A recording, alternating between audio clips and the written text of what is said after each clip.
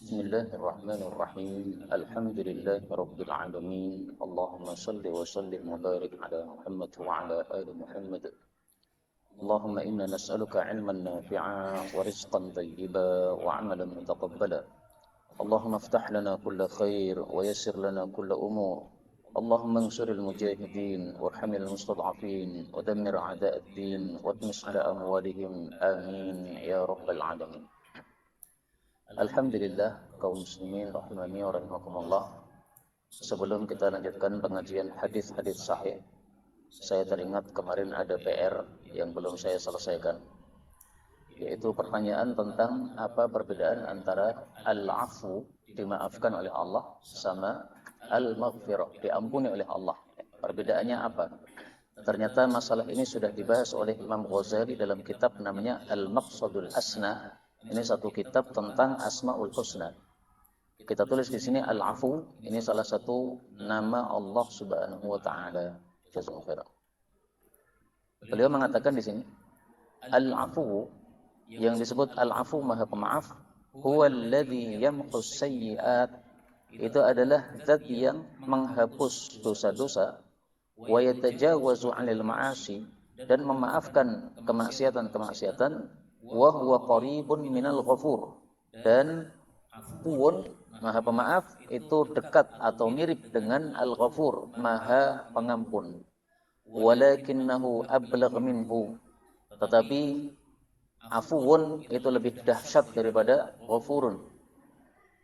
Fa innal ghufran, karena sesungguhnya ampunan, yunabbi'u 'anis satri, itu maksudnya adalah menutupi. Wal afu, adapun memaafkan, yunabbi'u 'anil mahwi, yaitu adalah menghapus. Wal mahwu, sementara menghapus, ablaghu minas sitri, itu lebih dahsyat daripada menutupi. Jadi perbedaannya jelas. Memaafkan itu berarti menghapus, dosanya dihapus, sudah enggak ada lagi bekas. Tapi kalau mengampuni, itu dosanya masih ada, hanya ditutupi oleh Allah Subhanahu wa taala.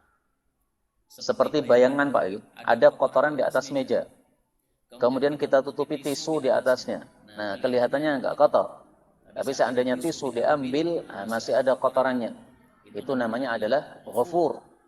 Tapi begitu kotorannya dibersihkan sehingga meja menjadi bersih seperti semula kembali, itu namanya al-afu. Nah, maka belum muncul. Maka ringkasnya bahwasanya afuun itu lebih dahsyat daripada ghafurun. Memaafkan itu lebih dahsyat daripada mengampuni. Karena memaafkan itu berarti menghapus, mengampuni itu hanya menutupi saja. Makanya ketika kita masuk bulan Ramadan, kemudian kita berharap ada Lailatul Qadar, kita disuruh membaca doa, Allahumma innaka afuwun tuhibbul afwa fa'fu anni. Kita tidak disuruh membaca Allahumma innaka ghafurun tuhibbul maghfirah faghfirli. Tidak begitu ya. Karena ini adalah malam Lailatul Qadar, malam yang sangat dahsyat. Baik, ini adalah jawaban untuk pertanyaan kemarin. Sekarang kita lanjutkan pembahasan tentang Al-Muntaqas Sahih, hadis-hadis sahih pilihan. Kita sudah sampai pada hadis nomor 23. فقال المؤلف حفظه الله تعالى ونفعنا به وبعلومه في الدارين آمين. قال رسول الله صلى الله عليه وسلم atimmu, sempurnakanlah ar-ruku'a, ruku', was-sujuda, dan sujud. Fawalladzi nafsi biyadihi, maka demi zat yang jiwaku ada di tangannya, yaitu demi Allah, ini sesungguhnya aku la arakum, sungguh saya bisa melihat kalian, wahai jamaah, min wara'i dhahri, dari belakang punggungku, idza raka'tum, ketika kalian sedang ruku', wa idza sajadtum, dan juga ketika kalian sedang sujud. Hadis muttafaqun alaih, sahih pada peringkat yang pertama. Kaum muslimin rahimani wa rahimakumullah, hadis ini berisi dua masalah. Masalah yang pertama, perintah untuk menyempurnakan rukuk dan sujud. Salat itu ada rukuk dan sujudnya.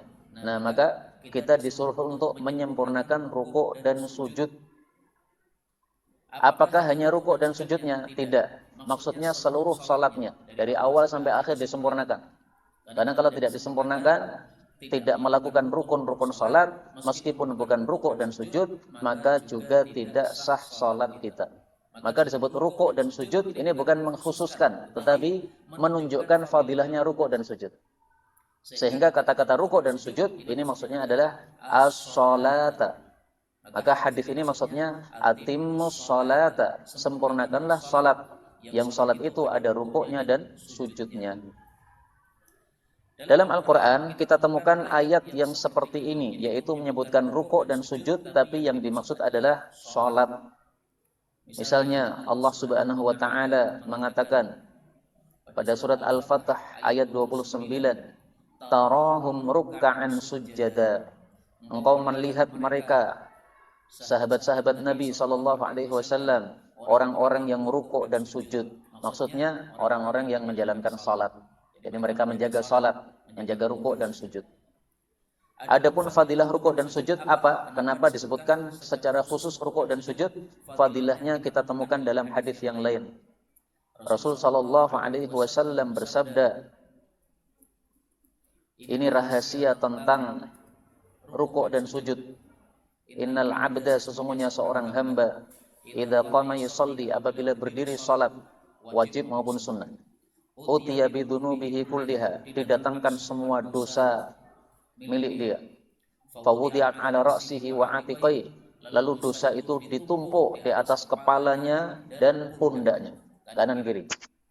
Fakullama raka'a aw sajada, maka setiap kali dia rukuk maupun sujud, tasaqatat anhu, bergugurlah dosa-dosa itu darinya. Hadis riwayat Tabarani. Nah, ini fadilahnya, Pak. Kalau berdiri, duduk, itu tidak ada fadilahnya yang seperti ini. Tapi kalau rukuk dan sujud, maka ada fadilahnya yang seperti ini, yaitu digugurkan dosa-dosa kita oleh Allah Subhanahu wa taala. Karena itu semakin banyak kita salat sunnah, semakin banyak dosa kita digugurkan oleh Allah Subhanahu wa taala. Kemudian kaum muslimin rahimani wa rahimakumullah, saya teringat bahwasanya ternyata sujud itu fadilahnya tidak hanya satu ini saja, tetapi ada banyak fadilahnya sujud. Rasul sallallahu alaihi wasallam bersabda tentang fadilah sujud, "I'lam, ketahuilah, annaka, bahwasanya engkau, la tasjudu lillahi sajdah, tidak melakukan satu sujud pun, illa rafa'allahu laka biha darajah, kecuali Allah angkat derajatmu di surga dengan sujud tadi. Wa hatta anka biha khati'ah, dan Allah gugurkan darimu satu dosa." Ini hadis riwayat Ahmad, derajatnya sahih. Dalam hadis yang lebih lengkap, fadilahnya tidak hanya dua, tetapi fadilahnya tiga. Ma min abdin, tidak ada seorang hamba, yasjudu lillahi sajdah, yang sujud karena Allah satu kali sujud, illa kataballahu lahu biha hasanah, kecuali Allah catat baginya dengan sujud tadi satu pahala. Wa hatta anhu biha sayyi'ah, Allah gugurkan darinya dengannya satu dosa. Wa rafa'a lahu biha darajah, dan Allah angkat baginya dengan sebab sujud tadi satu derajat. Fastakthiru minas sujud, maka perbanyaklah melakukan sujud. Ini hadis riwayat Ibnu Majah sahih. Nah, jadi ringkasnya, sujud fadilahnya ada tiga. Mendapatkan pahala, digugurkan dosa, ditinggikan derajatnya di surga oleh Allah Subhanahu wa taala. Kalau sujudnya adalah sujud tilawah, maka ada tambah satu fadilah lagi, Pak. Rasul sallallahu alaihi wasallam bersabda, "Idza qara'a ibnu Adam," apabila manusia membaca as-sajdah, ayat sajdah, ayat yang ada sujudnya, fasajada, lalu dia sujud, maka i'tazala syaitan, setan pergi, yabki, menangis, mewek. Yaqulu, setan mengatakan, ya wailah, celaka saya, umira ibnu Adam bisujud, manusia disuruh untuk sujud, fasajada falahul jannah, lalu dia sujud maka dia masuk surga. Wa umirtu bisujud, saya disuruh sujud, fa'asaitu, lalu saya durhaka, faliyan nar, maka saya mendapatkan neraka. Hadis riwayat Muslim. Nah, karena itu kalau sujudnya adalah sujud tilawah, selain tiga fadilah yang pertama, tambah satu fadilah lagi, yaitu setan jadi menangis. Nah, kita bisa membuat nangis setan, itu berarti kita mengalahkan setan, Pak. Maka kalau ada ayat sajdah, paling bagus kita melakukan sujud, baik itu dalam sholat maupun di luar sholat. Contohnya apa Pak? Ayat sajdah. Wasjud waqtarib. Pada surat Iqra ayat terakhir. Kalla la tuti'hu wasjud waqtarib. Janganlah kamu mentaati dia, orang kafir, dan sujudlah kepada Allah dan mendekatlah kepada Allah. Nah, ini termasuk ayat sajdah. Ayat yang kalau kita baca maka kita disyariatkan untuk sujud. Maka setelah baca ini kemudian kita sujud. Dan ini ketika sholat maupun di luar sholat semuanya boleh. Berbeda dengan sujud syukur. Kalau sujud syukur dilakukan dalam sholat, sholat kita batal. Kita lagi sholat, kemudian orang memberitahu kepada kita, anakmu yang di rumah sakit sudah sembuh, padahal sudah divonis kayaknya tidak bisa sembuh, ternyata bisa sembuh. Nah, kita langsung kemudian sujud syukur padahal sedang sholat, sholatnya batal. Tapi kalau sujud tilawah, maka di luar sholat, di dalam sholat semuanya diperbolehkan. Dan saya baru tahu Pak, ternyata tidak semua umat Islam itu paham yang disebut dengan istilah sujudu tilawah, sujud tilawah. Saya kira semua umat Islam sudah paham, ternyata ada yang belum paham. Nama lainnya adalah sujudu Al-Quran, sujud Al-Quran. Baru kemarin Pak, saya tahu Pak. Karena hari Kamis saya mengajar di Losari, Semanggi. Dalam pengajian seperti ini sudah saya sampaikan bahwasanya ada sujud tilawah atau sujud Quran. Kemudian ketika saya mengimami salat Isya, kemudian saya membaca surat Iqra, kemudian saya sujud, surat Insyiqaq saya sujud, ternyata sebagian jamaah tidak sujud, malah dia ruku. Malah ada yang mengatakan subhanallah, dikira saya lupa. Padahal sudah saya sampaikan. Nah, begitu selesai sholat, kemudian saya ceramah lagi.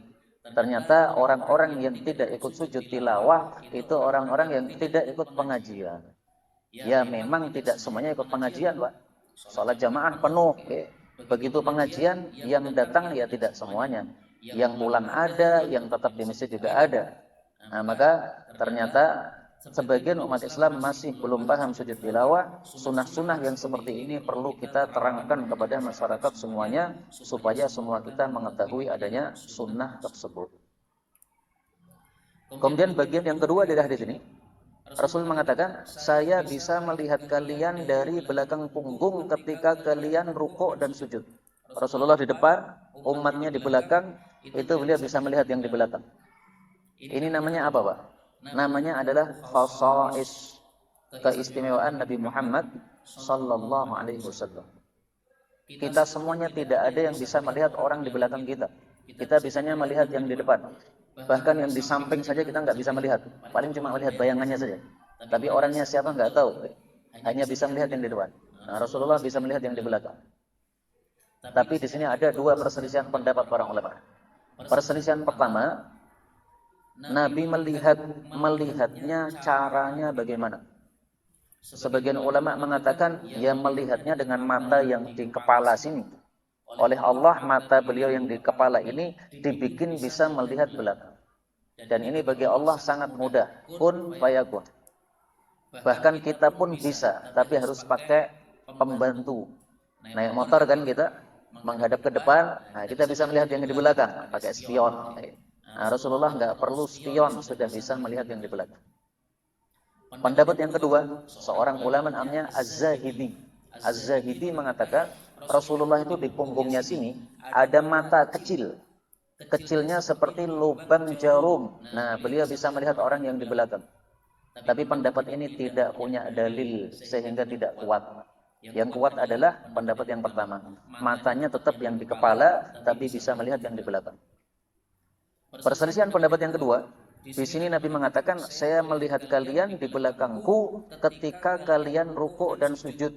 Nah, pertanyaannya, kalau tidak sedang rukuk dan sujud, Nabi bisa melihat tidak? Misalnya, Nabi sedang naik motor, di belakangnya siapa? Nabi bisa lihat tidak? Nah, diperselisihkan Pak. Sebagian ulama mengatakan, ini khusus kondisi sholat. Ketika Nabi sholat, di belakangnya bagaimana, itu Nabi bisa melihat. Tapi kalau sholat sudah selesai, Nabi sudah tidak bisa melihat lagi. Karena di sini dikatakan ketika kalian rukuk dan kalian sujud, berarti pas sholat saja. Pendapat yang kedua mengatakan tidak. semua kondisi Nabi bisa melihat. Nah, panjenengan pilih pendapat yang mana terserah, karena ini semuanya pendapat para ulama. Tapi sebagian orang biasanya tanya kepada saya, antum pilih pendapat Ustaz? Pendapat yang mana Ustaz? Nah, kalau panjenengan tanya kepada saya pilih pendapat yang mana? Maka saya jawab, saya pilih pendapat yang mengatakan ini khusus pas sholat saja. Kenapa? Sebabnya dua. Yang pertama, di sini beliau mengatakan ketika kalian rukuk dan sujud, berarti pas sholat. Pas tidak sholat, tidak. Alasan yang kedua, karena pernah satu kejadian, Rasulullah berjalan di malam hari, di belakangnya ada Abu Dzar juga berjalan. Malam hari kan gelap, Pak. Kemudian Rasulullah merasa ada orang di belakang, maka beliau bertanya, "Man hadza? Ini siapa?" Maka Abu Dzar mengatakan, "Saya Abu Dzar." Nah, ini dalil bahwa Nabi tidak bisa melihat yang di belakang. Kalau Nabi bisa melihat yang di belakang, nggak perlu bertanya, karena beliau sudah punya apa? Cara untuk melihat yang ada di belakang beliau. Wallahu a'lam bishawab. Yang jelas perselisihan pendapat seperti ini tidak begitu penting untuk kita, sehingga tidak perlu untuk berdebat panjang lebar dalam masalah ini. Ini semuanya adalah kekhususan bagi baginda Rasulullah sallallahu alaihi wasallam. Berikutnya hadis yang ke-24.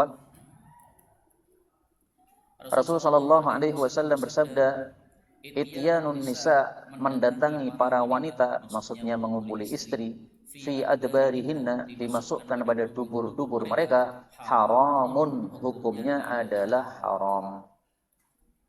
Hadis riwayat Nasa'i dari Huzaimah bin Thabit, wa huwa ijma'un, dan masalah ini adalah sudah ijma', kesepakatan ulama, illa man syadza, kecuali pendapat yang nyeleneh. Ada pendapat yang nyeleneh mengatakan boleh mengumpuli istri masuknya pada dubur, tapi pendapat itu jangan dipakai. Jadi ringkasnya, Islam mengajarkan segala sesuatu. Maka hadis ini termasuk hadis yang menunjukkan keindahan Islam. Mana ada, Pak, ajaran selain Islam yang lengkapnya seperti ajaran Islam. Dari bangun sampai tidur itu diatur semuanya. Bangun tidur apa yang harus kita lakukan? Di Islam ada. Setelah itu kita masuk kamar kecil, mendahulukan kaki yang mana? Di Islam ada. Kemudian kita pipis, perlu pegang kemaluan, pakai tangan apa pegangnya? Di Islam ada. Masya Allah, lengkap sekali Islam. Sampai hubungan suami istri juga dibahas oleh Islam. Jadi Islam tidak menyisakan apapun kecuali sudah diajarkan semuanya oleh Islam. Maka ini termasuk tanda-tanda atau bukti-bukti kemuliaan dan kesempurnaan ajaran Islam. Kaum muslimin rahimakumullah. Dalam buku ini dikatakan bahwa keharaman mengumpuli istri dimasukkan pada dubur adalah ijma', sepakat ulama. Tetapi ada yang syadza, ada yang nyeleneh.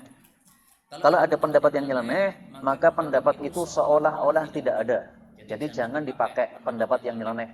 Betapa banyak pendapat-pendapat yang nyeleneh di dalam fikih, sehingga kita harus ngerti mana yang pendapat yang bisa dipakai, mana yang tidak. Ini contoh yang nyeleneh, Pak. Tidak boleh mengumpuli istri masuknya pada dubur. Kenapa? Karena bertentangan dengan sabda Nabi SAW. Kok kamu bolehkan, itu gimana? Ternyata mereka yang membolehkan itu karena salah paham, Mbak. Mari kita baca ayat Al-Quran yang menyebabkan mereka salah paham. Surat Al-Baqarah ayat 223. Nisa'ukum haruthul lakum fa'tu haruthakum anna syi'tum. Istri-istri kalian bagai ladang bagi kalian, maka datangilah ladang kalian dari manapun kalian kehendaki. Nah, kata-kata dari manapun kalian kehendaki itu kemudian disalahpahami oleh sebagian orang. Oh, berarti boleh dimasukkan di dubur. Salah itu. Maksudnya adalah boleh, mohon maaf, dari depan atau dari belakang, tapi tetap masuknya pada kubul, tidak pada dubur. Nah, itu salah pahamnya pada kata-kata an-nasyitum ini. Nah, sehingga dalam menafsirkan Quran itu juga ada kaedah-kaedahnya supaya kita tidak salah. Alhamdulillah, hari ini tadi saya sudah menyelesaikan satu buku tentang kaedah-kaedah tafsir. Judulnya adalah Sardu Qawaidit Tafsir. Menyebutkan kaedah-kaedah kitab tafsir supaya dalam menafsirkan Al-Quran tidak terjerumus dalam kesalahan seperti tadi. Ini alhamdulillah sudah terkumpul sekitar 50 kaedah dari 1 sampai 48, tapi yang tertulis di sini baru 42. Nah, maka menafsirkan Quran ada ilmunya, sebagaimana menjelaskan hadis Nabi juga ada ilmunya. Berikutnya bab yang ke-25. Hadis yang ke-25. Ataitu, saya datang, lailata usriya bi, pada malam Isra Mi'raj terhadap saya. Ala qaumin, saya mendatangi satu kaum, tuqradu yang digunting, sifahuhum, bibir-bibir mereka, bimaqarid dengan gunting-gunting, min narin, dari api. Kullama, tiap kali quridat, telah digunting, wafat, maka dia sempurna lagi. Jadi udah digunting, muncul lagi bibirnya ini. Fakultu, maka saya bertanya, ya Jibril, wahai Jibril. Berarti waktu itu malaikat Jibril yang menemani beliau. Man haula, siapa mereka itu yang digunting-gunting bibirnya? Qala, beliau bersabda, Jibril berkata, khutaba'u ummatika, mereka adalah para penceramah dari umatmu.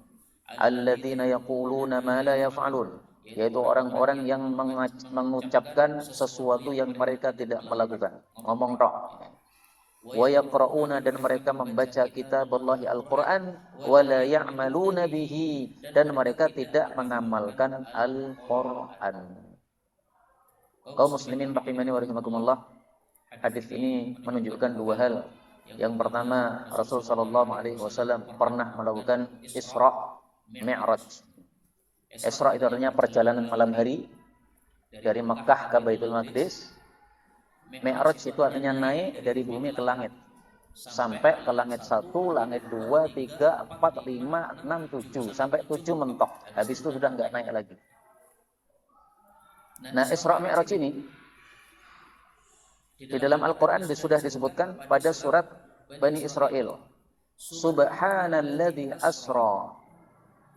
Maha suci zat yang telah mengisrakan, menjalankan malam hari, bi'abdihi, terhadap hambanya, yaitu Nabi Muhammad sallallahu alaihi wasallam.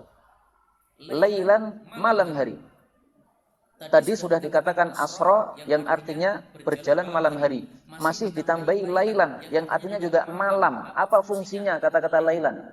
Kan Isra itu pasti malam hari. Kenapa ditambahi kata-kata malam lagi?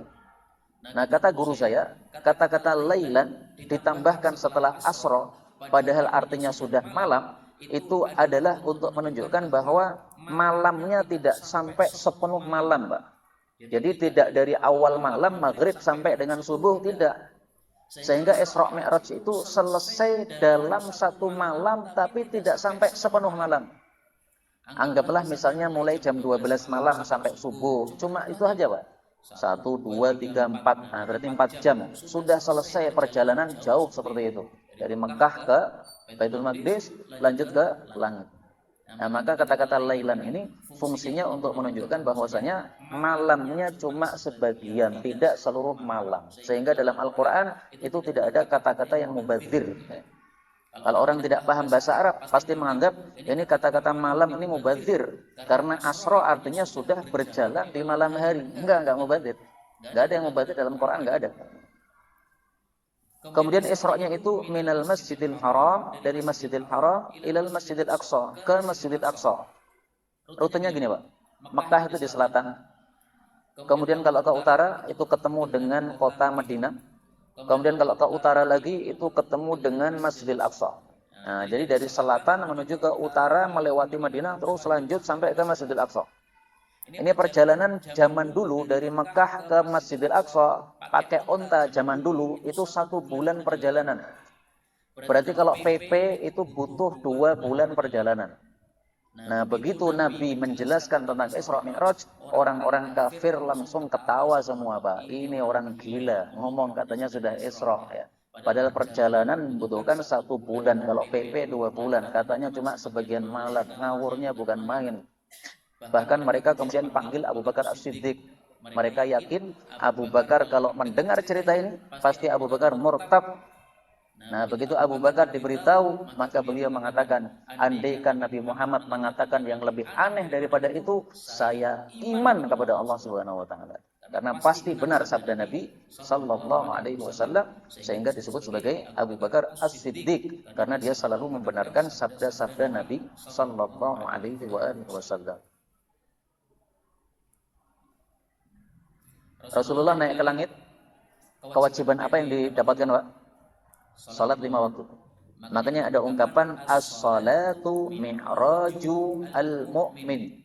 Salat adalah merupakan mi'raj bagi orang beriman. Jadi kalau kita sedang salat, seolah-olah kita sedang mi'raj, naik kepada Allah. Karena kita sedang menyembah Allah Subhanahu wa taala dan Allah di atas langit. Nah, berarti seolah-olah kita sedang naik kepada Allah Subhanahu wa taala. Tapi ini perkataan ini bukan hadis ya. Salat adalah mi'rajnya orang beriman, ini bukan hadis, Pak. Karena dalam sebagian kitab itu katanya ini sabda Nabi, itu salah, ngawur itu. Ini bukan hadis. Ini kalau dikatakan hadis namanya hadis palsu malahan. Nah, sehingga ini perlu saya sampaikan supaya tidak ada lagi orang yang mengatakan ini adalah sabda Nabi sallallahu alaihi wasallam. Kemudian bagian yang kedua dari hadis ini yang penting, bahwasanya ketika Isra Mi'raj Nabi melihat siksa-siksa neraka dan kenikmatan-kenikmatan surga. Nah, salah satu siksa nerakanya adalah ini, tuqradu shifahuhum bimaqaridha min nar. Digunting bibirnya dengan gunting dari api. Ini kondisinya di dalam neraka. Maka ini salah satu dalil bahwasanya orang-orang Islam juga bisa masuk neraka. Orang-orang Islam seperti kita ini, Pak, ini bisa masuk neraka. Tetapi karena Islam, maka nanti setelah masuk neraka, selesai siksanya, kemudian dikeluarkan, baru kemudian masuk surga.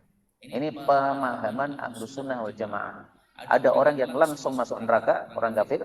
Ada orang yang langsung masuk surga, orang beriman tingkat tinggi, dosa-dosanya sudah diampunkan oleh Allah. Ada orang beriman yang masuk ke dalam neraka dulu, dibersihkan dari dosa, baru setelah itu masuk ke dalam surga. Nah, jadi bisa dibagi 3 kelompok. Endingnya nanti cuma 2 kelompok, satunya di neraka, satunya di surga. Siapa yang tidak menjelaskan seperti ini, berarti pemahamannya pemahaman bukan Ahlus Sunnah wal Jamaah. Karena konon sebagian orang mengatakan tidak ada itu X neraka, nggak ada. Namanya surga ya surga tok, nggak ada X neraka. Nah, itu pemahaman bukan Ahlus Sunnah.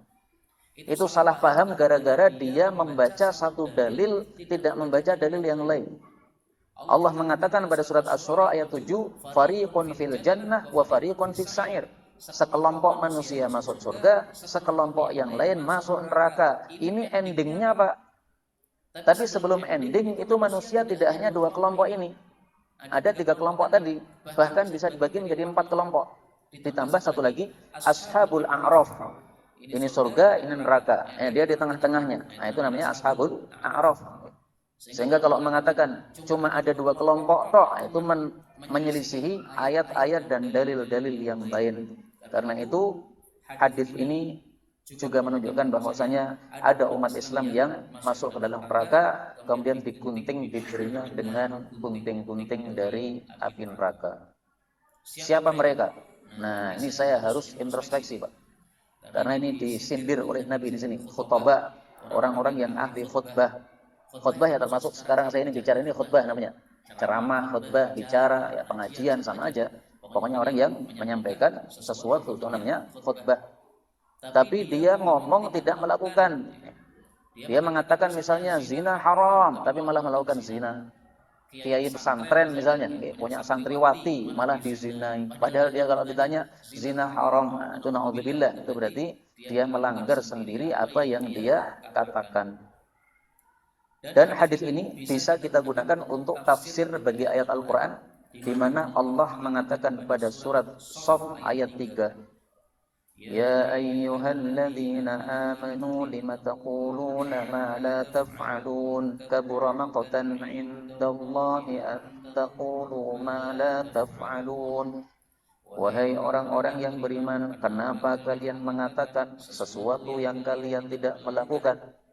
Besar murkanya di hadapan Allah bahwasanya kalian mengatakan sesuatu yang kalian tidak melakukan. Nah, besar murkanya itu bagaimana? Besar murkanya itu digunting bibir.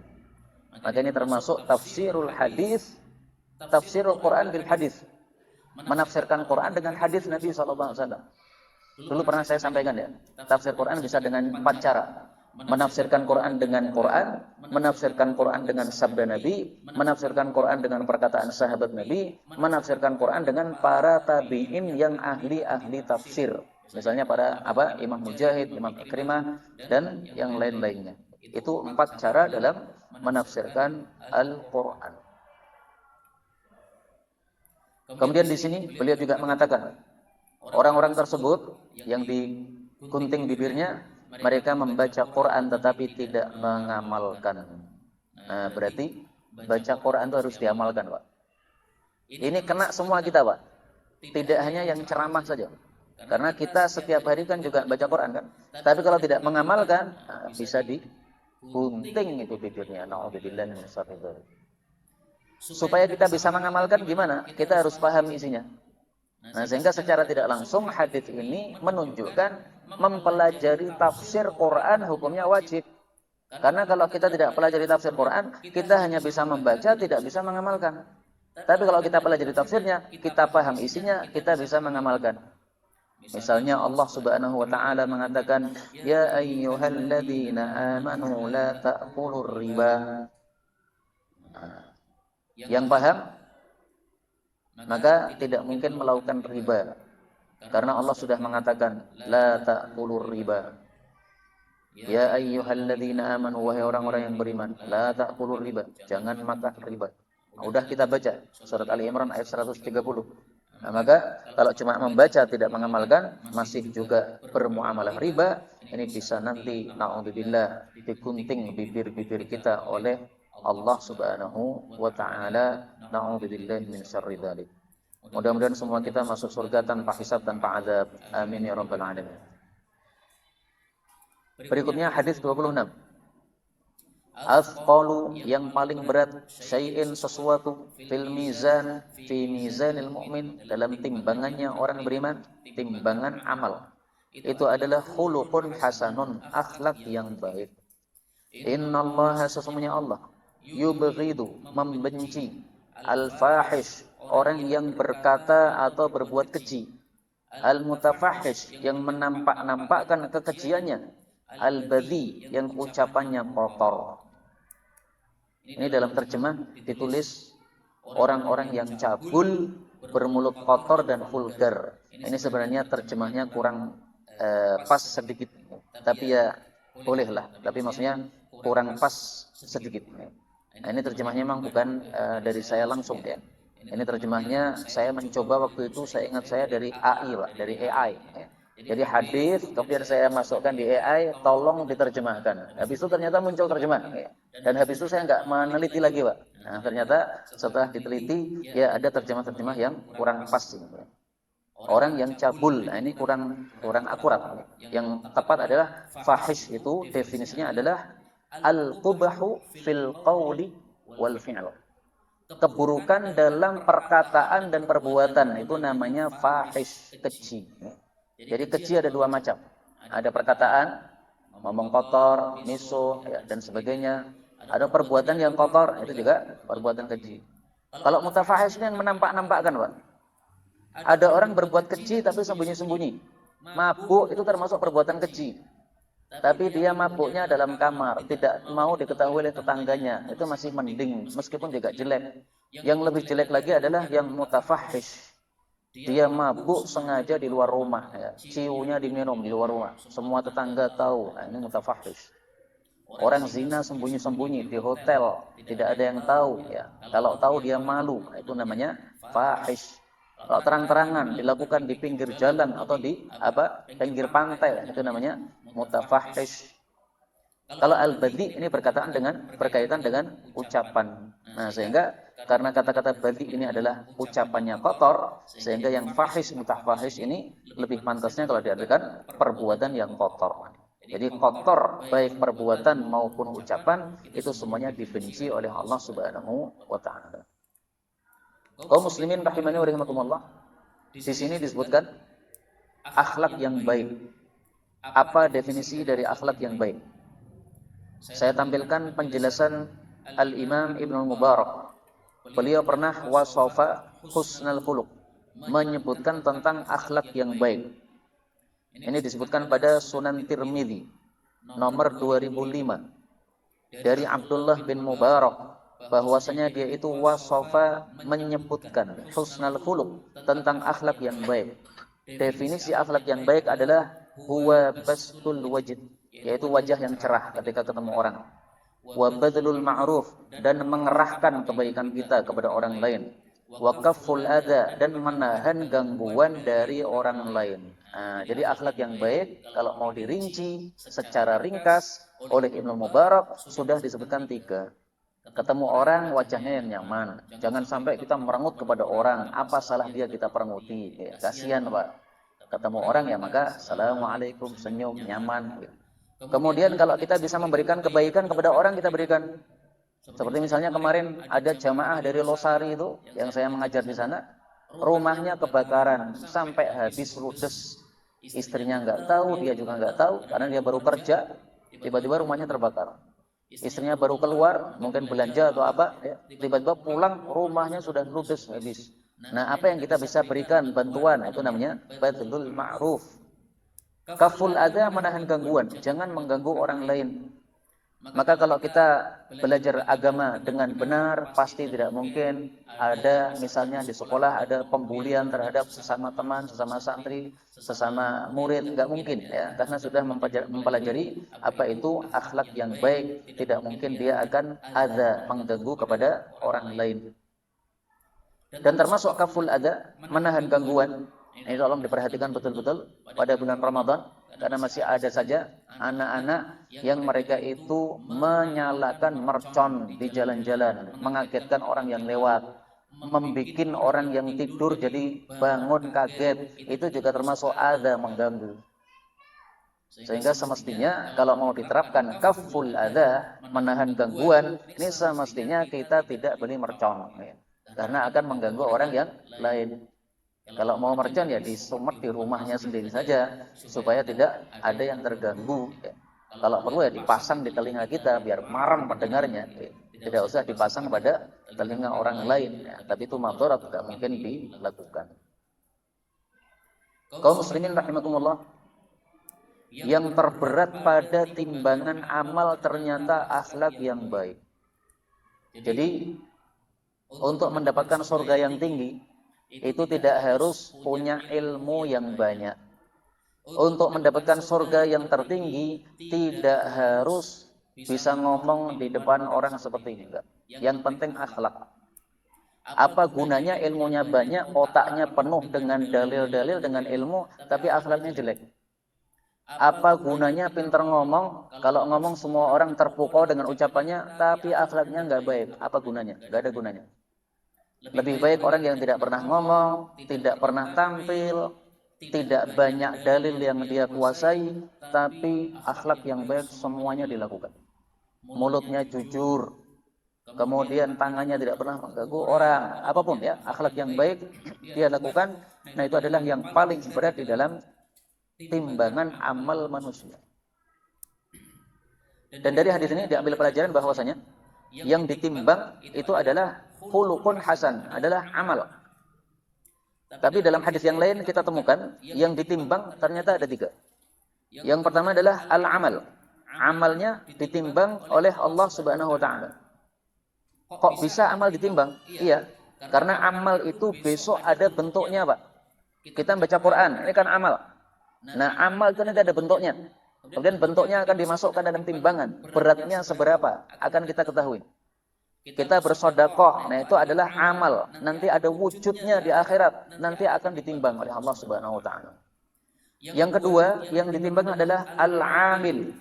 Orang yang beramal juga ditimbang. Jadi kita, tubuh kita juga nanti akan ditimbang, dimasukkan dalam timbangan. Nanti beratnya seberapa. Yang ketiga adalah suhuful amal. Catatan amal juga ditimbang. Jadi kita beramal kan ditulis oleh malaikat, ada catatannya kan, ada bukunya. Nah, bukunya juga nanti akan ditimbang. Jadi dari hadis yang banyak kita ketahui bahwa yang ditimbang ada 3, amalnya dan orangnya dan catatan amalnya. Hadis yang sedang kita baca ini dalil bahwasanya yang ditimbang amalnya. Nah, sekarang saya tampilkan dalil bahwasanya yang ditimbang juga orangnya. Rasul sallallahu alaihi wasallam bersabda, "La yazinu indallahi janaha ba'udah." Innahu sesungguhnya akan datang seorang laki-laki yang gede, yang gendut pada hari kiamat, tetapi timbangannya tidak seberat sayap nyamuk. Hadis muttafaqun alaih. Jadi timbangan di akhirat tidak berdasarkan body, Pak, tapi berdasarkan amal. Meskipun orangnya kurus, kerempeng, nggak punya daging, tapi Pak amalnya banyak, begitu ditimbang berat sekali. Tapi orang yang tidak punya amal, meskipun dia gembrot sekali, semua orang tidak bisa memboncengkan dia di belakang motornya. Tetapi kalau amalnya jelek, maka besok ringannya lebih ringan daripada sayap nyamuk. Karena itu mari kita beramal yang baik-baik, sehingga semuanya mudah-mudahan kita masuk surga tanpa hisab, tanpa azab. Amin ya rabbal alamin. Inilah kaum muslimin rahimani wa rahimakumullah yang dapat kita bicarakan pada pertemuan kali ini. Benarnya dari Allah subhanahu wa ta'ala. Kalaupun ada salahnya, fa astaghfirullahal azim li wa lakum walhamdulillahi rabbil alamin. Sebelum saya tutup, barangkali ada